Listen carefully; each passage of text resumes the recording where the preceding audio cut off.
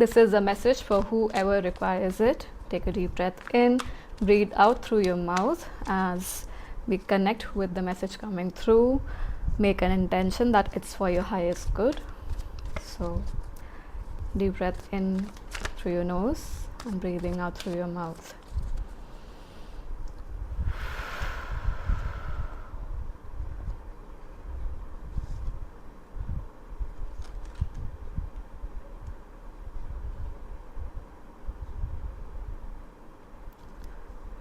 We are using the Everyday Witch Tarot. The first card is 5 of Cups, then we have the Knight of Wands, and we have the 9 of Cups. 5 of Cups, the Knight of Wands, and 9 of Cups.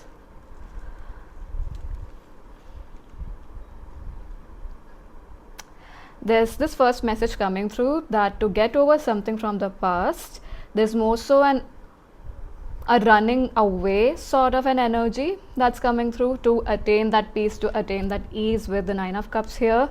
Rather than it being a very calculated process, it's more so escaping in terms of, it could even be a reaction of wanting to fight the situation, and fighting not from a place of feeling empowered or knowing that you know where you're going from a place of consciousness, from a place of being grounded.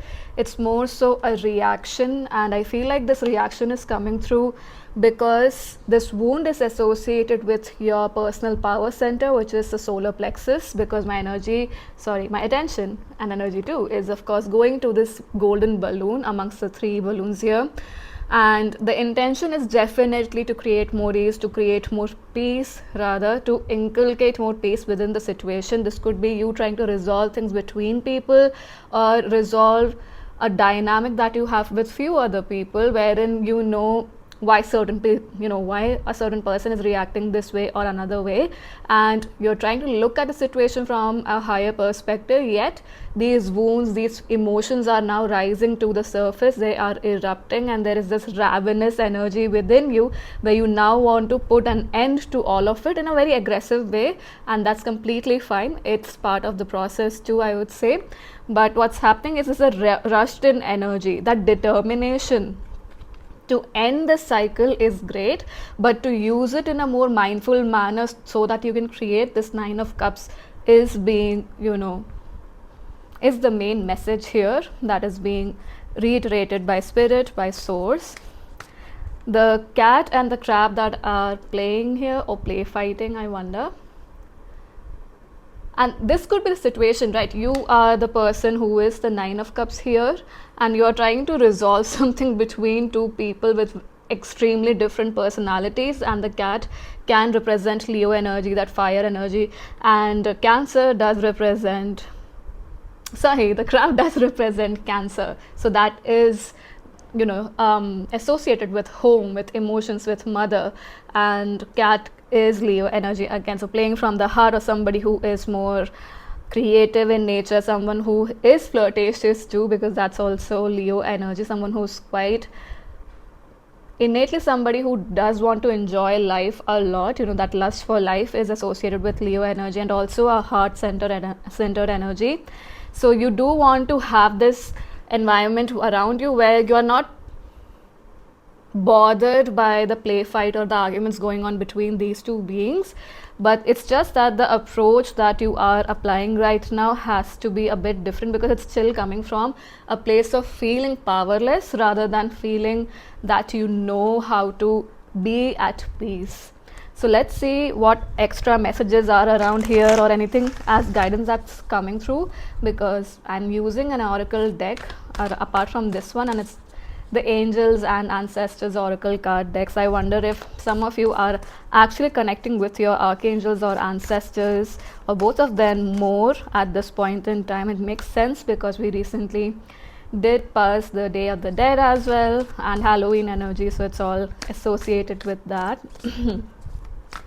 And we definitely celebrated Diwali as well. So a lot of connection to the higher realm or to the other side is prominent during this time.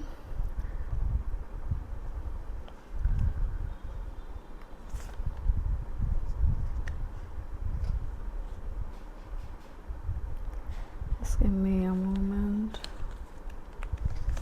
So I've pulled 2 cards. The bottom deck energy is Peacekeeper. I was talking about peace. Let go of the need to be right, and that's, reminding me of this Knight of Wands energy, where you are trying to force in a reality which is probably not even yours to manipulate energetically. Maybe it is a karmic cycle where higher forces, where unseen forces from of the universe, of whoever you associate with, like source, god, they are taking care of the situation much more than you know, and it may even be more control than that you could. I was getting the word calculate and contemplate both, but more than you can imagine, because these mountains here are reminding me of this thing that it's in an enclosure. Everything that's erupting or happening is happening inside an enclosure. So there's some sort of divine protection here which you may not be able to recognize. And let's see what the other 2 cards are. We have Trader, exchange energy to create abundance, and Sage, be devoted and committed. I wouldn't say or go as far as to say that these are opposing energies, but they are very. So the Sage could be associated with that introvert energy, and Trader has to be extrovert because they have to introduce their products, their services, their whatever they're selling, whatever they're trading, they have to introduce that energy at least to the outside world, to the people who would be interested, or to see who would be interested. They have to produce that energy out into the world, or flow that energy out into the world. Whereas the Sage is more so receiving energy or understanding what's already happening around them. That's what came to me first. But what I'm receiving is, because what's happening within the chaos is, you are probably losing sight of the capacities that you have as a trader and even as a sage. The strengths that you have, you may be losing sight of that. So what's coming through is, you know how to move with that yin and yang energy, that feminine and masculine energy. So give yourself that grace, give yourself the grace of recognizing how powerful you are with both these energies. And with the peacock feather being here, I'm being reminded of, you don't have to worry about, firstly, evil eye, and secondly, you are way more protected than you may realize. So charge ahead if you are somebody, because I'm definitely getting the scenario if you are stopping yourself from expressing or sharing something with the world which is your natural strength, and you're not trading that energy in a symbiotic manner. You are being pushed, or being not even pushed, I would say your archangels and spirit team, your higher self, might be nudging you a bit to, or lovingly nudging you rather, to explore these capacities and share that with the world. You are here to share yourself, in the sense that your capacities and whatever you would like to share with the world, rather than just being in this sage energy. You are a good amalgamation, a balanced amalgamation of both of these energies, and you need to keep carrying that energy forward. You cannot, well, you can, but you shouldn't be leaning towards any or either of them too much. You know how to balance them, so practice that, bring that into balance, bring that into your life, and don't get caught in the chaos of feeling disempowered and wanting to change the situation from a place of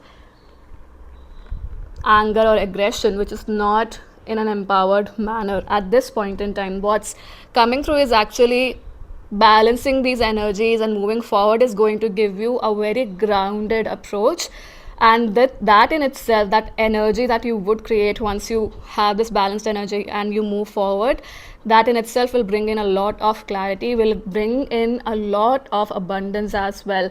Abundance of ease, peace, and money, of course, because my energy, although the abundance card or the message is here, but my attention is going towards the greenery here, and it's reminding me of money for sure, but it's also reminding me of peace, of feeling grounded. So abundance of all of these things will start to appear in your life. So that's all that I have for you. Thank you so much for joining, and I hope to see you in future readings. Bye bye.